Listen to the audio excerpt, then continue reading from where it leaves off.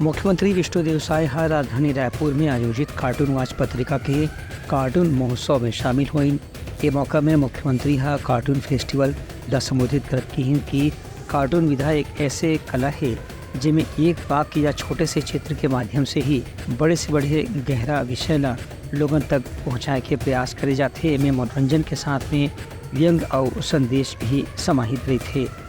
मुख्यमंत्री कही कि कार्टून वाच पत्रिका के जरिए जो प्रयास करे जाते वह काफ़ी सराहनीय है। खबर कि आज के समय में ऐसे पत्रिका के नियमित रूप से प्रकाशन करना आसान काम नहीं हुए। एक कार्यक्रम में विधानसभा के अध्यक्ष डॉक्टर रमन सिंह कही कि कार्टून वाच पत्रिका 28 साल से लगातार प्रकाशित हुआ थे, ये भी एक उपलब्धि से कम नहीं है। ये मौका में सांसद बृजमोहन अग्रवाल कही कि कार्टून वाच पत्रिका के प्रकाशन लगातार होना छत्तीसगढ़ पर एक उपलब्धि के बात है। एक कार्यक्रम में मुख्यमंत्री के प्रेस अधिकारी आलोक सिंह और कार्टून विधा से जुड़े डॉक्टर के सी पंतला सम्मानित घलो करेगी।